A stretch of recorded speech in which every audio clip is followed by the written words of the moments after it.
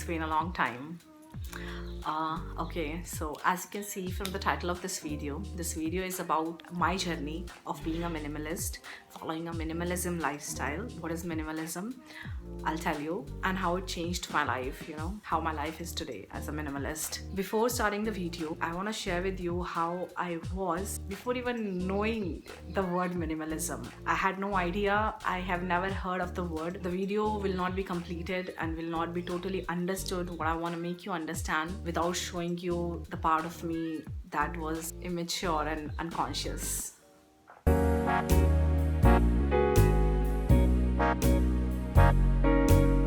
This is me in the past.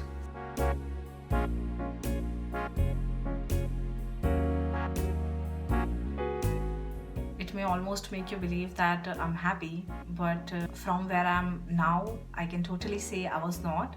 I just had an idea of happiness and I thought that was it, and I had it. At that point of time, I was too unconscious to think about myself, think about what I really want and what really makes me happy. I was just wanting more and more. College, college, fashion, girls, guys, that's what you want. You just want to hang around, want to go out to eat, want to wear new clothes on a regular basis, and you want them. That's because we are humans. We have these desires that we cannot control. I was not even conscious to think that I am having this desire that I either need to control or not control. I was not even doing that because I was unconscious. Things were happening with me. I was not making them do it. Basically, I was not the pilot of my life or journey.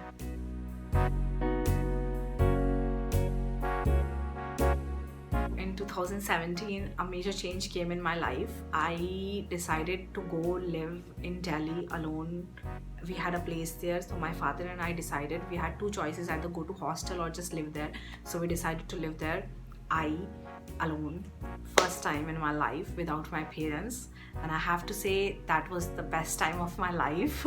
Not just the freedom it gave me to do whatever I wanted to do, but I got to spend time with myself, okay? Before that, I realized that I never really did. I never really talked to myself, because when you live around people, when you live around family or your partner, that's not bad, but it's bad when you're only living with them, not with yourself. Like the people who journal, they talk to themselves. Otherwise, we have such busy routines that if we don't journal, and if we're not conscious, then we'll just drift away. I was drifting away, but it was the first time when I lived alone that I got to talk to myself. I got to know myself, what I am, what I think, what I not think. As I lived alone, I did a lot of experiments. I studied how students study, what kind of patterns are followed to make your hours, the 24 hours we have in a day, to make them more. Like in 1 hour, how can you be productive as much as 3 hours? Like I had all the time to do all that and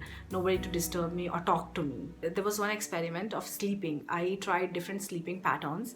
I did not sleep at night. What I was doing was I was awake for 4 hours in a day, and then every 4 hours I was taking an hour nap. 30 minutes. Apart from this, I cooked. I cooked for the first time in my life. Seriously, I ordered around. I discovered Netflix and I started watching these amazing, mind-blowing shows like Mindhunter. Oh my god, if you have not watched that show, gotta do it. I watched a number of shows and they were incredible. They opened my mind, they made me think, they improved my English. All these things changed my perspective about life. Life was so limited for me. Like I was always only watching myself from others' eyes, what others think of me. I never thought about myself, what I think of myself. That seems like so stupid, but that's so true. It was true, okay? It was true that moment. I also discovered a channel on YouTube. That was the first channel I discovered about something about spiritual life. It taught me about third eye and what humans are capable of. Oh my god, why is this not being taught in schools? Okay, let's end this. Then somehow my father got insecure for me being living there alone. Oh my god, dad. Get a hold of yourself, okay? You have too much fear. Please, you have too much fear. So he called me back. I had to come back in 2019 here. Since 2019, I have been living with my parents.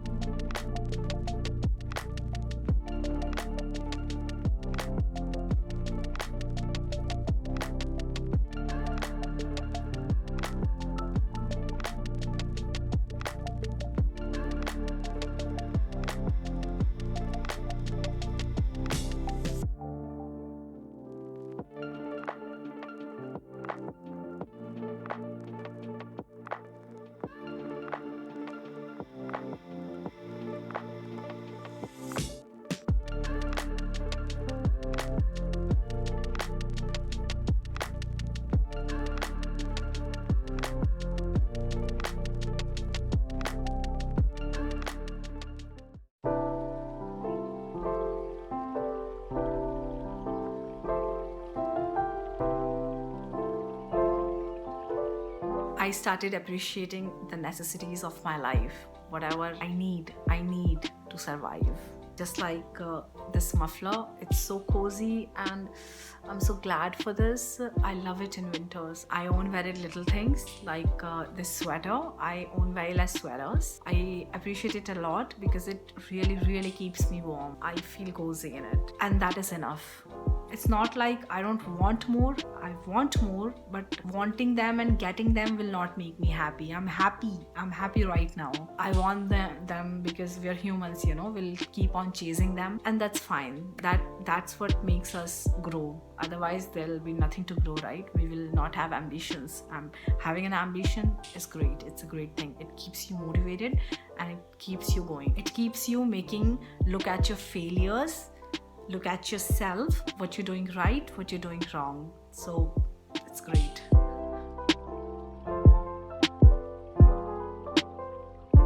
No burdens. I have no burdens on me. I'm totally burden free. Some months back I realized that, oh my god, I'm stress free. I really do not have any stress in my life. I have no burdens in the sense that I don't possess anything. Like, there's so many things I cherish and I have in my life, materialistic things. But as I'm looking to them right now, looking at them, I love them.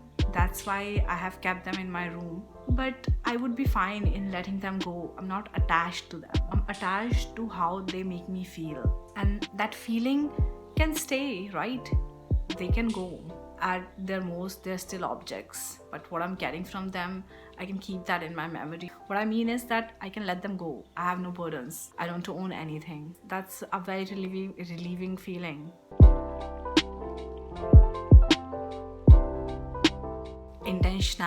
Intention. Everything had intention, okay? Just 2 days back, I decluttered my room. Clutter is anything that is just taking up space and not really being used. Oh my god, I could not believe there was so much that was just taking up space. I keep on doing that with my phone gallery too. There's so many pictures, like almost 20,000-30,000. I have owned this phone for like 5 years now. In those 5 years, I cannot say that I went back in 2014 or 17 to look back to those pictures. We don't. So it's better to just keep on decluttering them and keeping only what is necessary and essential. That. And it was with everything, every small to big thing. People just were left behind, I can say, or just I left them. I recognized that some people are just in my life just to be, because we want more and more. So that's why we gather people and we be connected to them. I went ahead without them.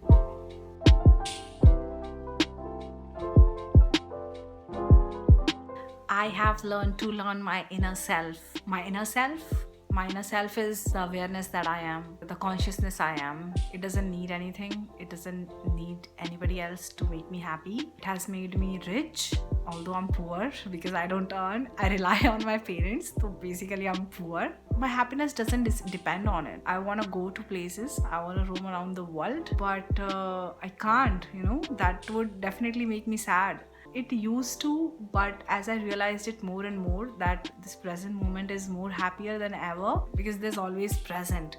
There's no past or future, right? Like past and future are made by humans. Time is made by humans. We are timeless. Our inner self is timeless. There's no time. I recently understood this concept of time, that we have no past and future. I can make you understand if you are willing. Only if you're willing. Otherwise, you will not accept it, like I did not when I heard it before. See, we have present. I have this moment right now. Present is right now, whatever is happening. 2 hours after this time, 2 hours will be future. 2 hours what I did before was past. But at that moment, it was present. Like right now, this moment, whatever the time is right now, after 2 hours, it will be past. So can you understand the difference? Present is the only moment we have. You would not understand it, and that's fine. You will understand it in your own time. So I basically listened to my inner self, really listened to it, and I uncovered who I am, what I want. I don't want to be a judge or a lawyer stuck in a building or in a system. I don't want that. Along this journey, I've also been doing fasts of different kind, like silence fast, where I don't speak to people. If you do it for a day, it will make you realize, if you're aware and observing yourself, you would realize that we as humans are so conditioned, our minds are so conditioned to speak, just to speak anything. We would just speak, spit out anything because we want that. That's just our mind talking. There's too much clutter. But as I kept those silence fast, as I observed silence, I realized I had really very little to say. Whatever I spoke was only what I was speaking consciously. I was aware of whatever I was speaking. I was just not spitting out words. Then I also kept water fast, where I did not eat anything for like, the most I've gone till now is I think 6 or 7 days. The Muslim fast that they keep, Ramzan. You know why they're amazing? Because when your body is fasting, the whole cells in your body are regenerating. So as you're getting new cells in your body, the things that are not healed will be healed, or they will be replaced with a healed cell. Lastly, being a minimalist made me happy. Really happy. Here how it goes. Because now I own less things. So whatever I own, I appreciate them. I really am grateful for them. So I developed gratefulness, and also that if whatever you have, you appreciate it. I don't know why, you just develop love. Okay, so I developed love. I have love for everything and everyone. I can observe more. Observing is I'm aware of everything as I'm speaking each word. I'm aware of it. Everyone is. I don't know why. I don't know how I can make you understand what this awareness I'm talking about is. It's different from what you think is awareness. I am more in harmony with the way of life. Like a tree, if you water it, it'll just grow, right? If you give it necessities of life, it will grow. We humans are like that, you know. If we just give ourselves the necessities to grow, we will grow. That's a way of nature.